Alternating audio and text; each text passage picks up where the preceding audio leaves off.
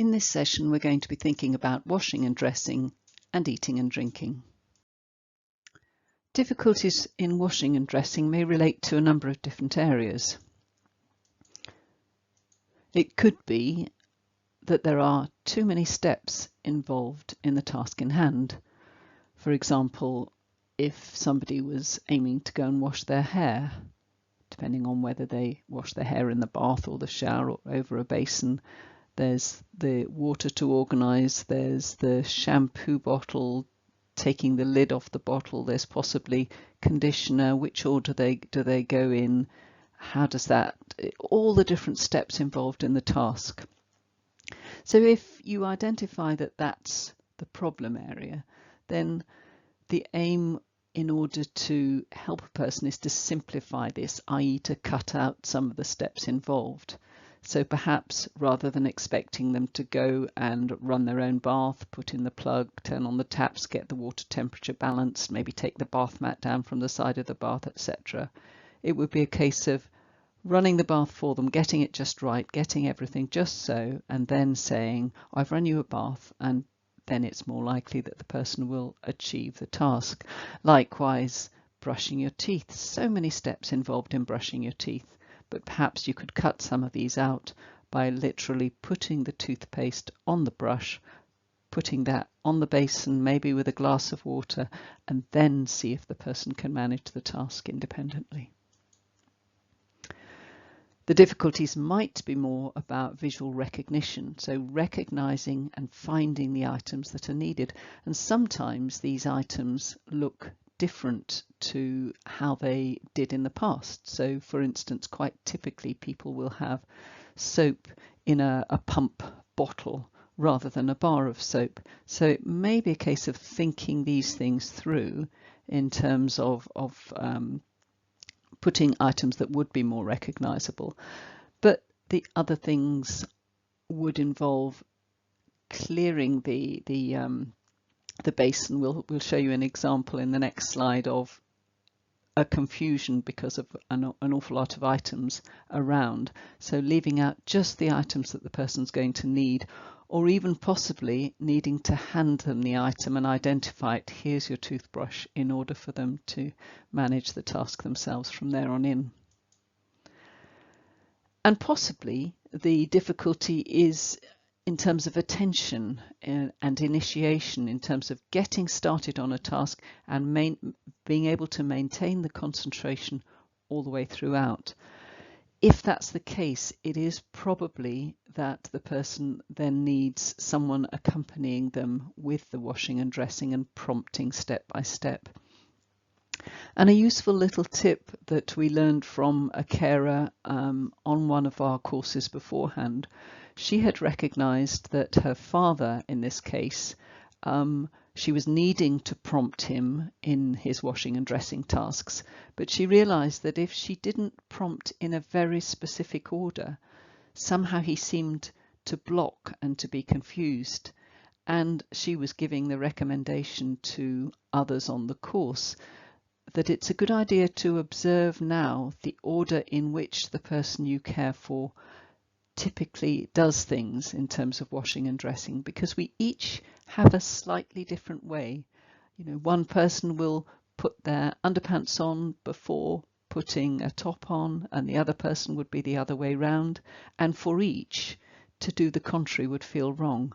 So to observe carefully, to have in mind the order in which a person does things, even if at this point they need no prompting, in case at some time in the future you need to be supporting them in this way. And here's the promised example of a bathroom basin with a number of items that that level of complexity is going to confuse someone who's beginning to have problems organising themselves, recognising the items they need, etc. So to simplify that would be a real help. And if the person you care for is beginning to neglect their personal hygiene, it's certainly not uncommon for people with dementia to genuinely believe that they have had a bath or they have changed their clothes, etc. And often to try and insist that they haven't is not a helpful way to go. These are just some ideas, and some may be helpful, others not. But it's things like, is there a best time of day? Now that might be the time that the person has always had a bath or a shower or whatever, but it might not. It might be that they always used to have a bath in the evening, but actually now they're much too tired to cope with a task like that in the evening, and it needs to be shifted to another time of day. Oftentimes people with dementia say no if they feel confronted by something. So if you just go to them and say, right, it's time for your bath now, the likelihood is that they'll dig their heels in. To help with this, if you think this is the problem, routine might be helpful, and prompting that, oh, tomorrow is such and such a day, that's the day that you'll be having your bath and blah blah blah, or even just prompting within the day, so you know that in half an hour's time you want to be encouraging the person to have a wash. So rather than telling them in half an hour's time, you tell them now, oh, in half an hour I'm going to be giving you a hand to have a wash, and then maybe 15 minutes later to say, I'm just going to the bathroom now to run the bath. You don't need to come just yet, but I'm going to get it ready for you. That kind of gentle step-by-step advance warning might help some people. Another thing to think about is, if the person is beginning to need someone with them, some personal assistance, who is the best person to do this? Now, sometimes it might be a family member, sometimes it might be one specific family member and not another, and that might be to do with relationships. It might be to do with a mother feeling that she doesn't want her son to be involved, but that's not right, or whatever it might be. Sometimes it's the case that the family member is the person that would be preferred as far as the person with dementia is concerned. Sometimes not. Sometimes they really don't want that, and they would much prefer somebody arriving with a bit of a uniform to come and give them a hand.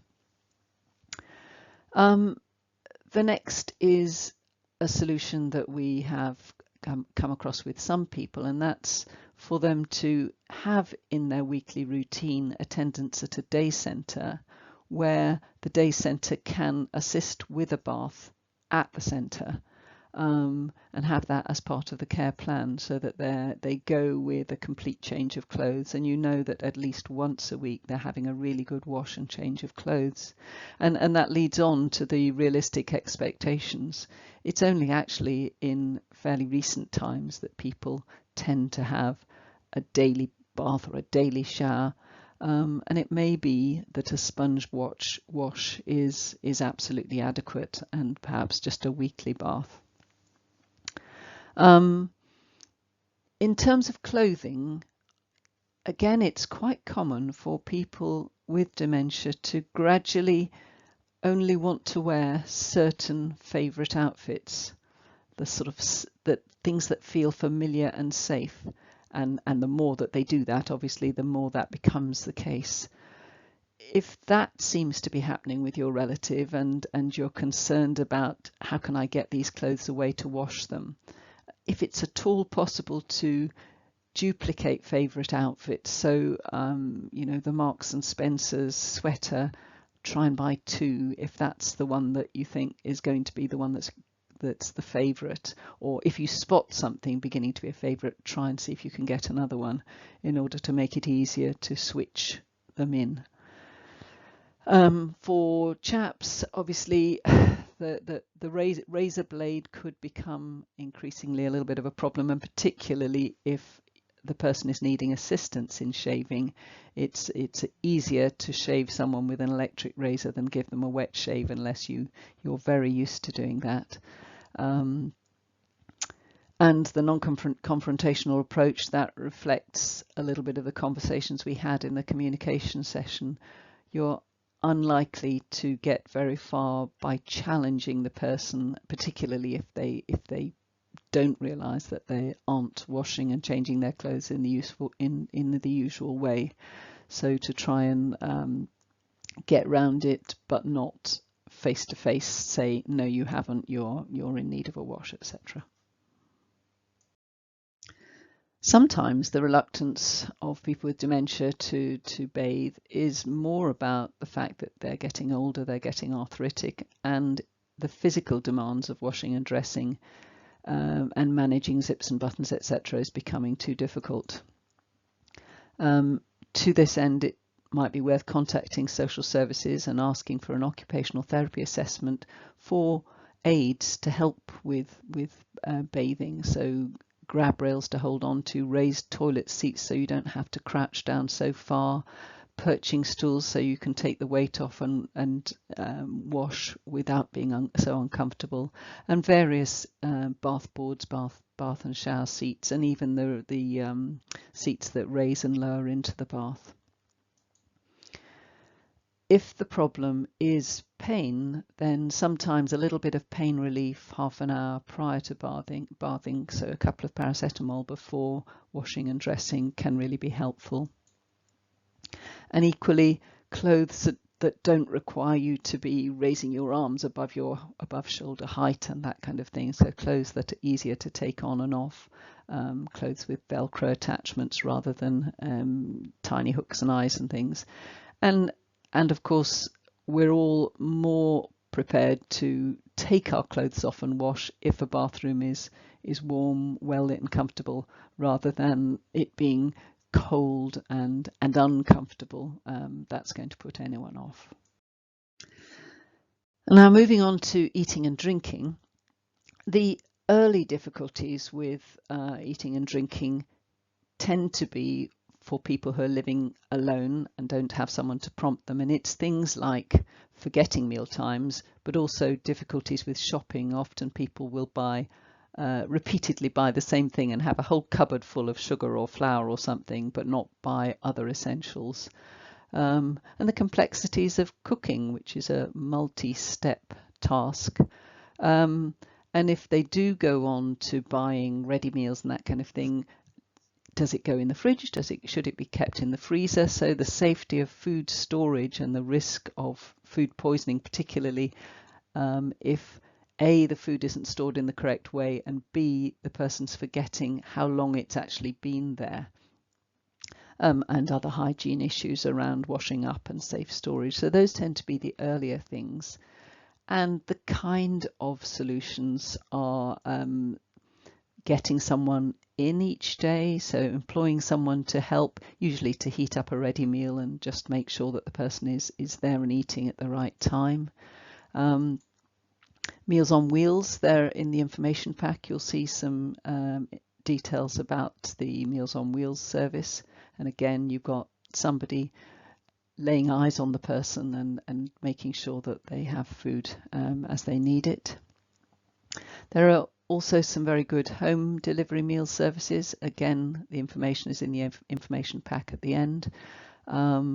And these tend to have the same person phoning up on a regular basis, checking, noticing if the person hasn't put in an order, checking and supporting, delivering, and even putting the food away for the person. And then you've got a whole meal that is just ready to be heated up. Getting over, obviously, the difficulties of shopping and a lot of the difficulties of cooking. Some people in the early stages cope by actually eating their main meal out, whether that be at a day centre or a local cafe, club, something like that.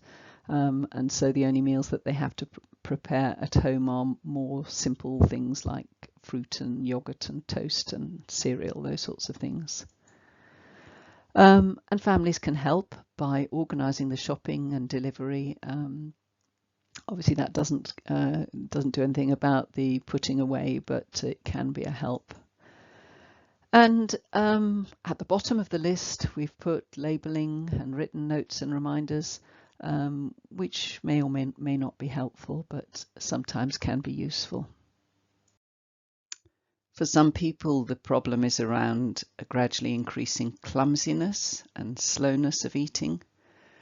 And some of these strategies can be helpful, just ways of preventing the plate slipping or making it easier to scoop food from a plate, adapting crockery and cutlery so you've got knives and forks that are easier to grip, protecting the tables, cutting up food, that's what we're meaning by finger food, so that if managing a knife and fork is getting difficult, people can actually pick up slices of pizza and that kind of thing. And also being aware that it takes longer if there is a clumsiness around feeding yourself, and so food can become unappetizing if it cools down too much. So having plates that keep the food warm, insulated mugs, and trying, if you can, to avoid taking over and assisting a person by feeding them, because actually that process of putting the spoon in the plate and raising it to the mouth is cognitively part of the swallowing action. It's part of the preparatory phase. So rather than taking over, if you can, put your hand over the other person's hand and help to guide their hand to their mouth.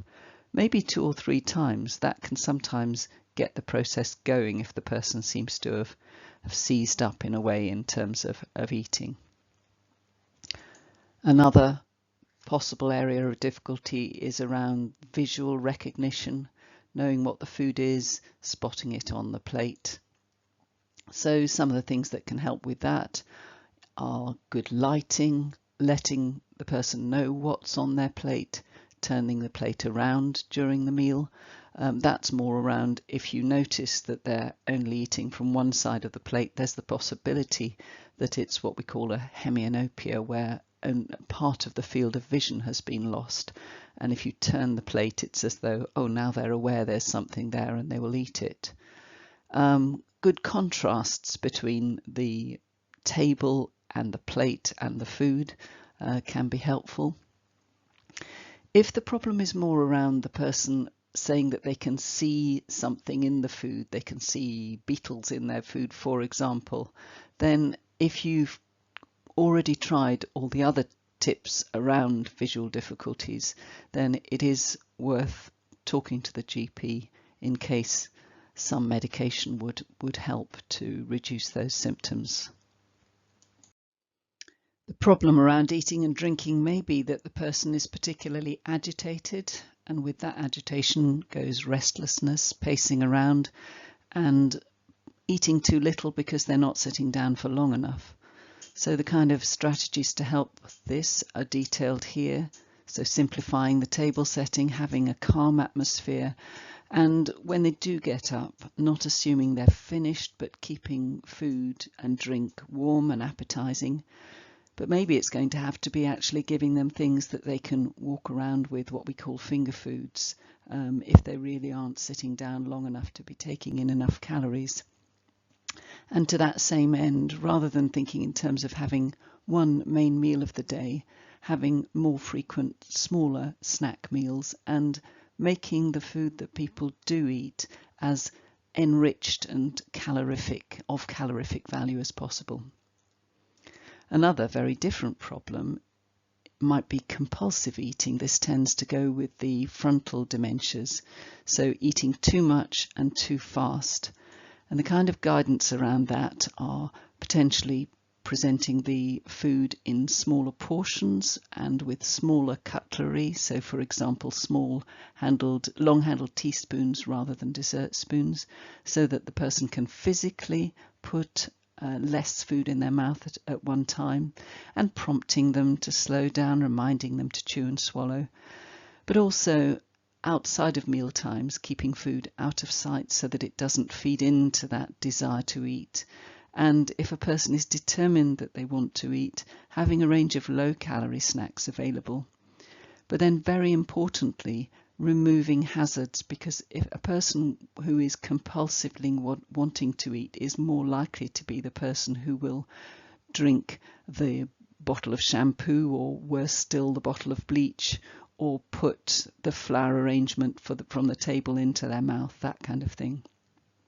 And the final point is around trying to keep the person as occupied as possible to take their minds off the desire to eat. For some people, the levels of alcohol consumption are a concern. The advice is to drink alcohol within recommended limits, if at all. The NHS recommendations are now for a maximum of 14 units a week for both men and women, spread over 3 or more days, and to have some days when you don't drink at all. Now, safe drinking levels for older people, although not documented, are probably less than this. What does 14 units a week represent? Well, that's going to be 4 or 5 large glasses of wine over the week, depending on the size of the glass, or 7 pints of beer or lager, and that's the ones with a lower alcohol content. Now, factors such as previous lifestyle habits, maybe memory problems leading to a person forgetting they've had a drink, or changes in behaviour or mood may lead to a person with dementia drinking too much. We've come up with a few tips here. Maybe in the break you can share others that might help to limit alcohol consumption. So things like smaller glasses. Increasingly there is a better range of either zero alcohol or low alcohol wines and beers available. Watering down drinks, some people don't notice when that happens. And in terms of spirits, ideas like the family members keeping bottles of spirits less than a quarter full, and then rather replacing with full bottles, whole bottles when the alcohol's gone, just topping up, just to ensure that people won't accidentally drink more than intended. And finally, to think about problems with chewing or problems with swallowing that can be impacting on eating and drinking. Well, firstly, if you notice some sort of reluctance to eat and drink, it's important to exclude a problem in the mouth. So to ask the GP to look, for instance, for mouth ulcers or oral thrush. Obviously, regular dental checks are just as important for people with dementia as for anyone else. If that's becoming difficult to take them to their own dentist, it's worth knowing that the community dental service can arrange to see people at home. And then what about swallowing problems? Are people with dementia at more risk of developing swallowing problems? Yes, that is the case. It tends to be in an Alzheimer type dementia later in the course of the disease, and it tends to be more of a problem with remembering to swallow and linked perhaps to when people are needing to be fed. In other forms of dementia, for instance in a Parkinson's type dementia or a vascular dementia, it might be earlier in the disease and it might be more about an incoordination of the swallow. So what are the things that you need to be looking out for? Well, the warning signs of a swallowing problem are things like dribbling, and that's between meals because all of us swallow our saliva continuously, and if you notice someone beginning to dribble, it's a suggestion that they're not swallowing as often or as effectively. Another sign is coughing when eating or when drinking. Actually, drinking is, people are surprised to hear, often the first thing because drinks are harder to control in the mouth. If someone hasn't swallowed effectively, you might notice a bit of a wet or gurgly sounding voice after they've had a drink when they're speaking to you. But the big sign is really frequent or what we call recurrent chest infections that aren't necessarily linked with having had a cold. So if you do become concerned, the process is to ask the person's GP to refer them for a swallowing assessment. And this will be to the local community speech and language therapist who will be able to offer advice on swallow strategies and textures of food and drink. And now we'll take our next break and see if there's anything in particular that you would like to either share or ask or discuss.